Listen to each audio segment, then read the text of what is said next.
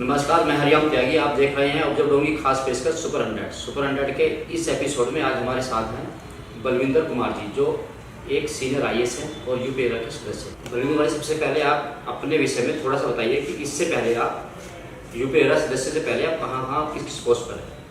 मैं एक आईएएस अधिकारी हूँ यूपी कैडर का, और कई पोस्ट पे जो है कार्यरत रहा यूपी के अंदर और केंद्र सरकार के अंदर। केंद्र सरकार में मैं पहले संयुक्त सचिव था फर्टिलाइज़र मिनिस्ट्री में। उसके बाद मैं 2014 में जो है ये vice chairman Delhi development authority रहा, और उसके पश्चात मैं सेक्रेटरी माइंस था, और सेक्रेटरी माइंस से मैं जो है वो सेवानिवृत्त हुआ फरवरी 2017 में।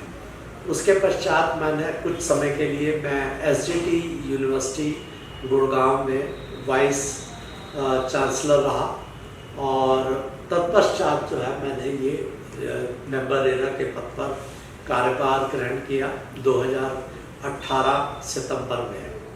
तो उसके पश्चात हम तब से जो है यहाँ पर रेरा देख रहे हैं, और मैं मुख्यतः जो है ये एनसीआर से रिलेटेड जो कोड वर्क है उसको मैं देख रहा हूँ। रेरा यानी रियल इस्टेट रेगुलेटरी एक्ट क्या है फिर? ये बेसिकली जो है, जो इतनी प्रॉब्लम्स आई, बायर्स जो है बहुत ज़्यादा परेशान रहे एक टाइम पर, क्योंकि जो उन्होंने बिल्डर्स ने, प्रमोटर्स ने वादा किया था कि वो एक निश्चित समय सीमा के अंतर्गत उनको फ्लैट या प्लॉट तैयार करके उनको दे देंगे, परंतु वो नहीं दिया, और कई प्रकार के जो है वो घपले हुए, सीरियस इरेगुलरिटीज़ हुई। बिल्डर्स ने पैसा एक प्रोजेक्ट से कहीं दूसरी तरफ डाइवर्ट कर दिया, और उसका परिणाम ये रहा कि ज़्यादातर बायर्स के जो है पैसे उसमें फंस गए थे। प्राइमरीली जो काम है वो है बायर्स को रिलीफ देना in respect of their unit. RERA से पहले और रेरा आने के बाद जो ग्राहक है उनको क्या क्या फायदा हुआ, मतलब किस तरह की सहूलियत मिलना शुरू हुई है?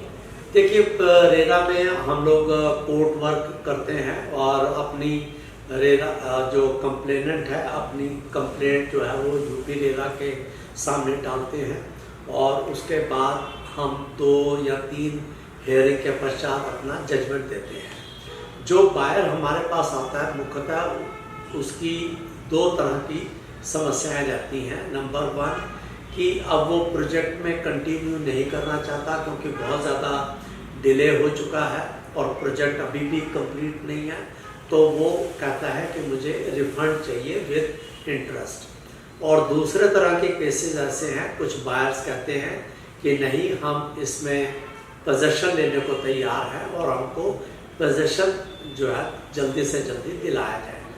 तो इसके ऊपर जो है हम बहस वगैरह दोनों पक्षों की सुनकर अपना निर्णय जो है वो हम देते हैं। आपके जो अधिकार क्षेत्र हैं उसमें से कौन सा क्षेत्र है जिसमें सबसे ज़्यादा शिकायत आती है? यूपी के अंदर जो है सबसे जो ट्रबलसम पॉकेट है वो हमारी एनसीआर की है। इसमें नोएडा, ग्रेटर नोएडा अथॉरिटीज़ और साथ साथ जो है गाज़ियाबाद डेवलपमेंट अथॉरिटी के जो कार्य क्षेत्र में जो प्रोजेक्ट्स जो कंस्ट्रक्शन की स्टेज पे हैं, उनसे रिलेटेड ज़्यादातर जो है वो कंप्लेंट्स आती हैं।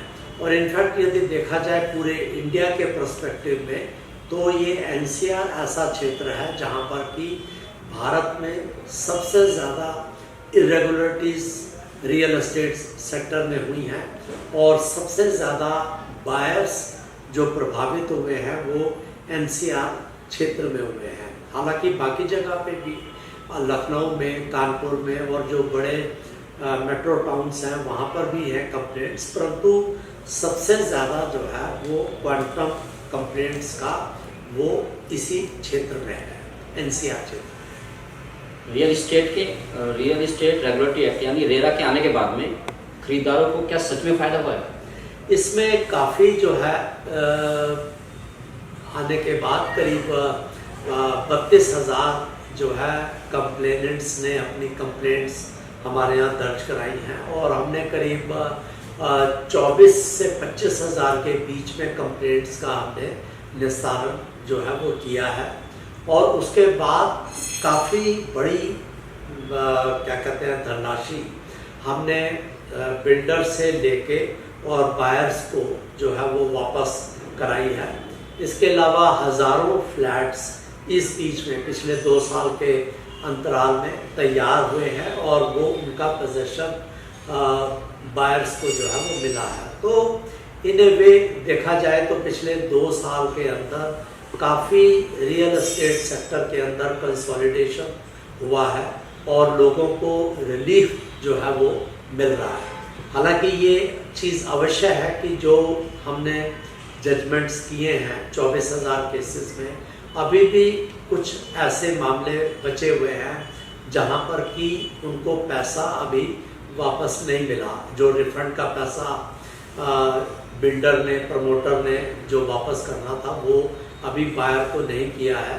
तो वो कंप्लायंस का जो इशू है वो अभी पेंडिंग है और वो एक काफ़ी बड़ी चुनौती जो है वो यूपी रेरा के समक्ष में है कि जो केसेस हो चुके हैं उनकी हम कैसे कंप्लायंस जो है 100% कंप्लायंस कैसे हम सुनिश्चित कराएं। रेरा से कुछ डेवलपर्स ने टाइमली पोजीशन देना शुरू किया है, क्या इसके बारे में कुछ आपके पास ऐसा कोई रिपोर्ट या ऐसा कोई डाटा है जिससे पता लगे कि कितने प्रतिशत डिलीवरी या टाइमली पोजीशन होना शुरू हो गया है इन कंपेरिजन यदि बिफोर रेरा? तो जैसे मैं कह रहा था कि बहुत लोगों को काफ़ी प्रोजेक्ट्स जो है वो कंप्लीट हुए हैं और काफ़ी प्रोजेक्ट्स अभी भी जो है वो स्टक पड़े हुए हैं, मतलब रुके हुए हैं, अपूर्ण रुके हुए हैं और कुछ प्रोजेक्ट्स बिल्कुल स्टॉल्ड हैं। वहाँ पे 2-2, 3-3, 4-4 साल से कोई काम अभी तक नहीं हुआ। तो अभी भी जो है कम से कम 200 से 300 प्रोजेक्ट्स ऐसे हैं जो कि स्टॉल्ड पड़े हुए हैं या उसमें बहुत ज़्यादा विलम्ब हो चुका है। तो वो एक बहुत बड़ा चुनौती भरा जो है वो हमारे सामने ये काम है कि जो प्रोजेक्ट्स स्टॉल्ड हैं या बहुत ज़्यादा उनमें डिले हो गया है उन प्रोजेक्ट्स को कैसे चालू किया जाए और समयबद्ध तरीके से उनको पूर्ण किया जाए। तो अभी यदि हम एक ओवरऑल सिचुएशन देखें तो हम यदि हम ये कहें कि करीब 100 में से करीब 20-25% जो है इस बीच में प्रोजेक्ट्स पूर्ण हुए हैं और उनको कब्जा जो है वो मिला है और करीब 20% और कह सकते हैं कि प्रोजेक्ट्स ऐसे हैं जहां पर कि काम अभी चल रहा है और उम्मीद है कि वो अगले साल भर में बायर्स को पोजीशन दे देंगे। परंतु 50 से 60% प्रोजेक्ट्स अभी भी ऐसे हैं जो कि पूर्ण गति से कंस्ट्रक्शन जो है वो चालू नहीं हो पाया या वो प्रोजेक्ट पूरी तरह से स्टॉल्ड है। तो इस तरह के प्रोजेक्ट को लेकर आपने मतलब किस तरह की एक्टिविटी करने जा रहे हैं, किस तरह की कार्रवाई प्लान कर रहे हैं आप लोग कि जिससे वो तेजी से काम शुरू करें या दोबारा से काम करके टाइमली पोजीशन दें? देखिए यूपी रेरा में इसमें काफ़ी पहल की है और इनफैक्ट पूरे इंडिया के कंटेक्स्ट में देखें तो यूपी रेरा ने कई ऐसे मॉडल तैयार किए हैं कि जिससे कि प्रोजेक्ट्स को कंप्लीट किया जा सके। उसमें एक तो ये है कि प्रोजेक्ट को डी रजिस्टर करते हैं हम और डी रजिस्टर करके उस प्रोजेक्ट को पहला अधिकार जो है वो एसोसिएशन ऑफ अलॉटीज को है। एसोसिएशन ऑफ अलॉटीज से पूछा जाता है कि यदि वो प्रोजेक्ट को कंप्लीट करने की स्थिति में हैं और इच्छुक हैं तो वो अपना प्रपोजल यूपी रेरा को सबमिट कर सकते हैं और अभी 2 प्रोजेक्ट्स के अंदर उन्होंने अपनी सहमति दी है और वो प्रोजेक्ट्स जो हैं वो उन पर काम प्रारंभ होने जा रहा है। इसके अलावा हमने कई सारे केसेस के अंदर ये किया है कि प्रमोटर और बायर्स को हम इकट्ठे लाए हैं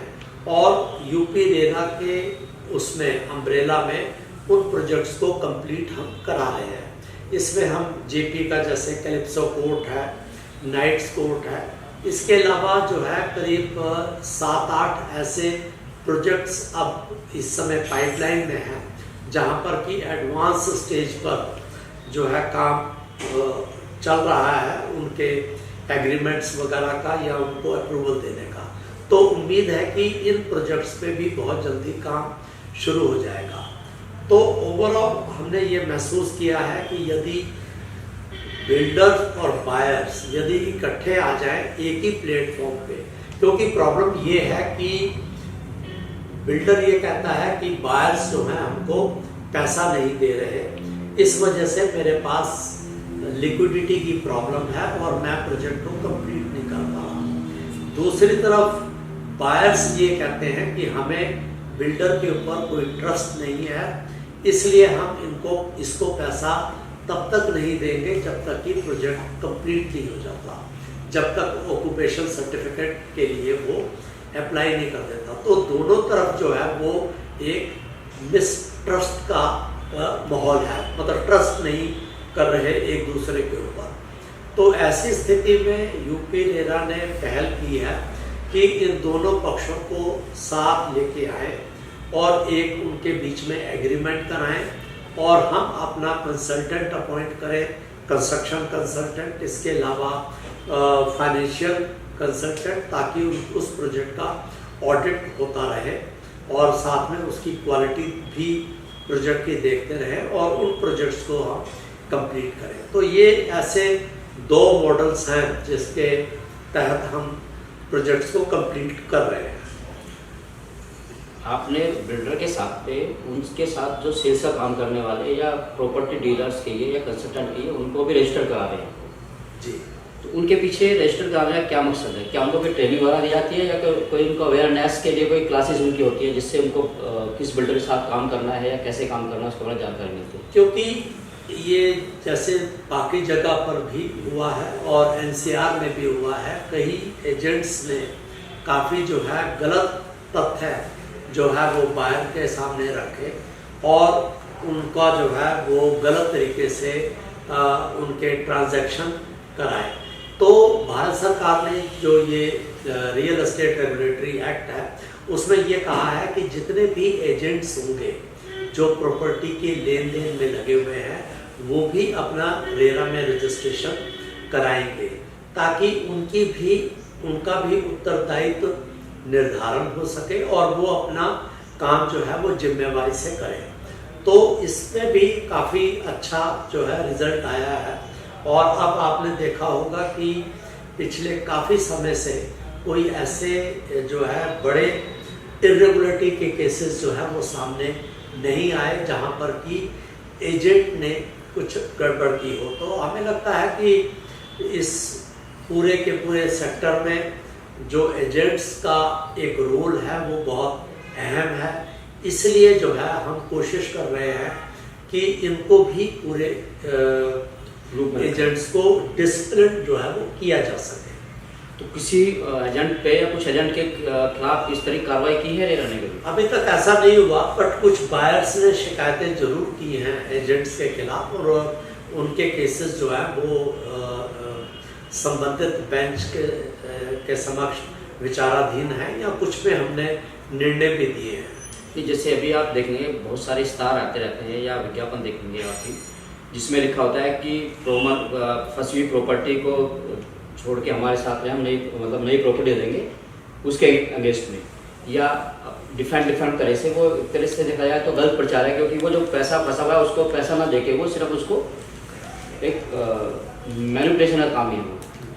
तो इस तरह का कुछ वॉच उन पे हम रेरा की तरफ से होता है या सिर्फ कस्टमर या कोई कह आएगा तभी उस पर आके कार्रवाई करेंगे? ये जितने भी नए प्रोजेक्ट्स हैं, जो भी नए प्रोजेक्ट्स जो जहाँ पे कंस्ट्रक्शन का काम चल रहा है या इम्प्लीमेंटेशन का है, इन सभी प्रोजेक्ट्स को 2 या 3 काम जो है बहुत ज़रूरी करने पड़ते हैं। सबसे पहला तो उनका एक अलग से एस्क्रो अकाउंट होगा और जो पैसा बायर्स देते हैं उसका 70% पैसा जो है वो एस्क्रो अकाउंट में जाता है और वो पैसा सारा का सारा जो है कंस्ट्रक्शन में ही लगेगा।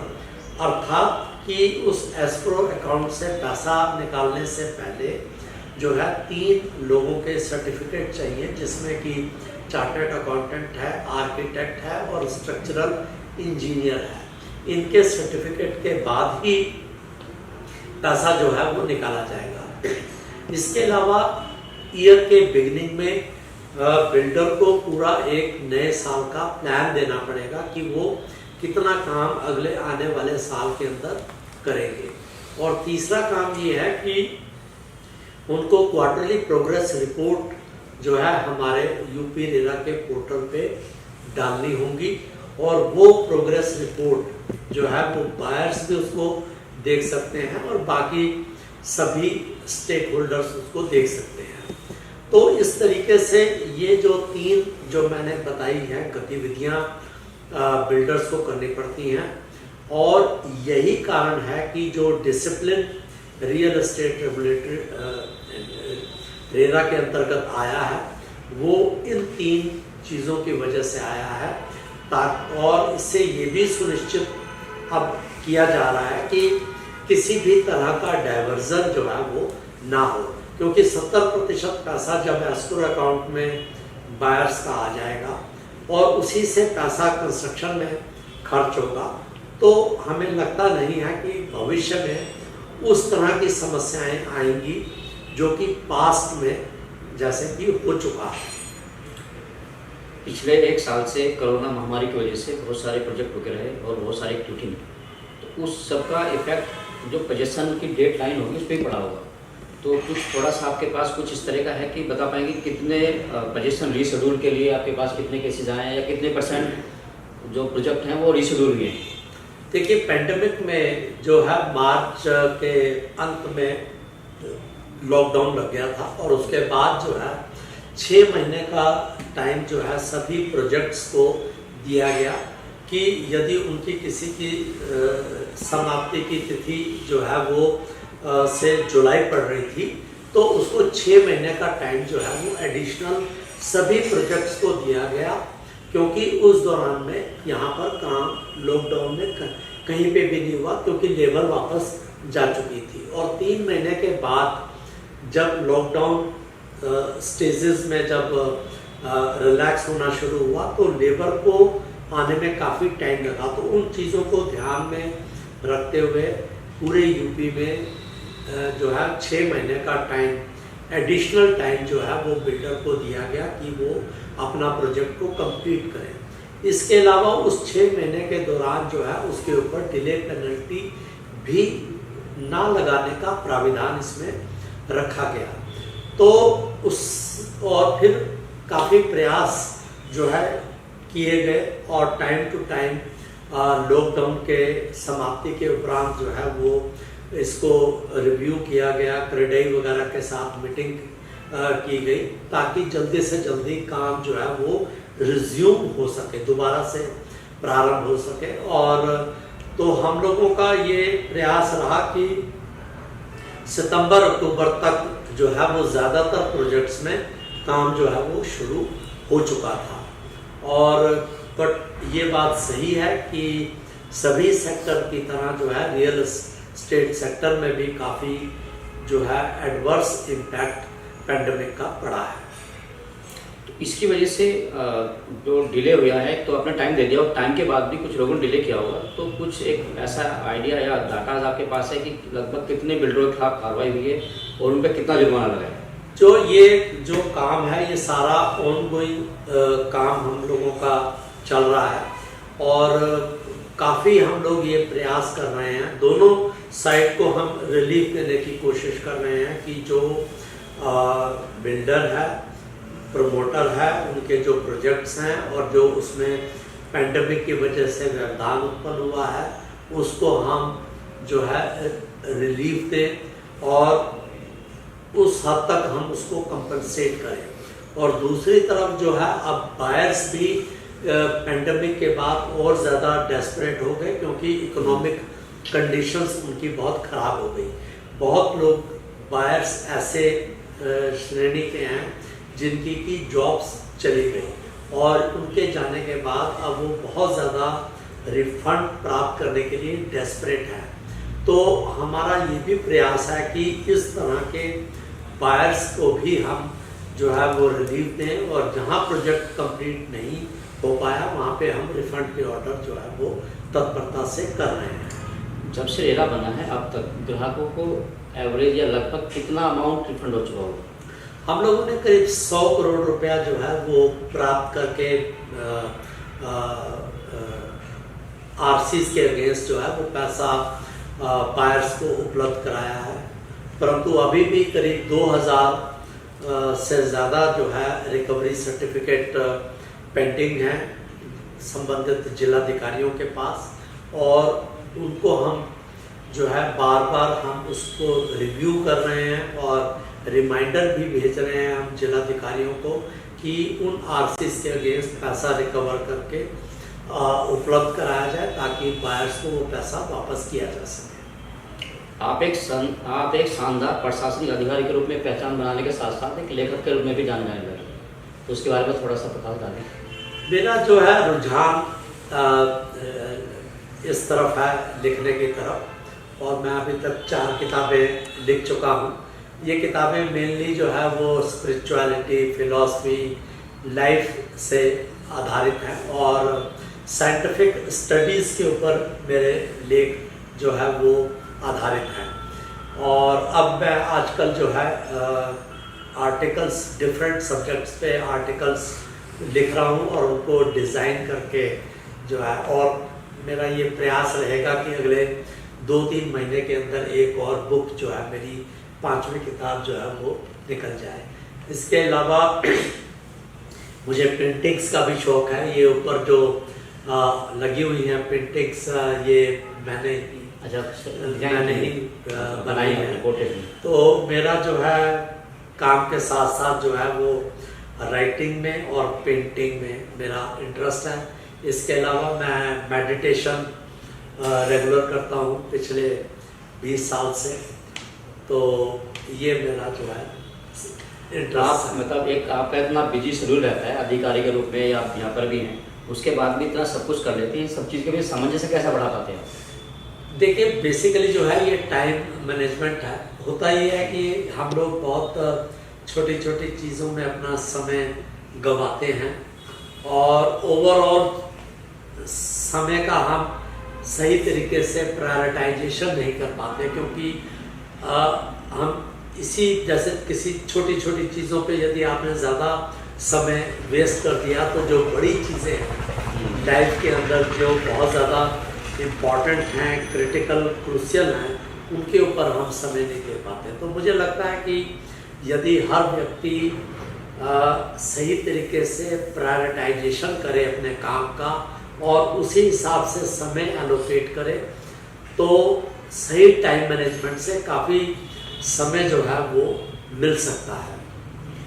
भौतिक जिंदगी और आपकी जो स्पिरिचुअल जो थॉट्स हैं, इन दोनों को किस तरह से सामंजस्य बढ़ाया जा सकता है, या इस तरह से जो आने वाली पीढ़ी है वो किस तरह से अपने आप को रेगुलेट करके अच्छा जीवन अपना जीवन अच्छा बिता सकती है? देखिए, अल्टीमेटली जो आपका जो जीवन है, और जीवन में आजकल कई तरह की प्रॉब्लम्स हैं, और ख़ासकर यंग जनरेशन के लिए सबसे बड़ा जो चैलेंज है वो मेंटल स्ट्रेस का है। कि मेंटल स्ट्रेस जो है वो आज की ज़िंदगी में बहुत ज़्यादा बढ़ता जा रहा है। चाहे आप बच्चा ले लें, यदि बच्चों को ले लें तो उसके ऊपर जो है स्टडीज़ का बहुत ज़्यादा प्रेशर है, पेरेंट्स का प्रेशर है अच्छे नंबर लाने का, और आगे वो देखता है कि उसका कैरियर स्टेज पे है। तो और जो ऑफिस में काम करने वाले हैं उनकी अलग समस्याएं हैं, मेंटल स्ट्रेस है।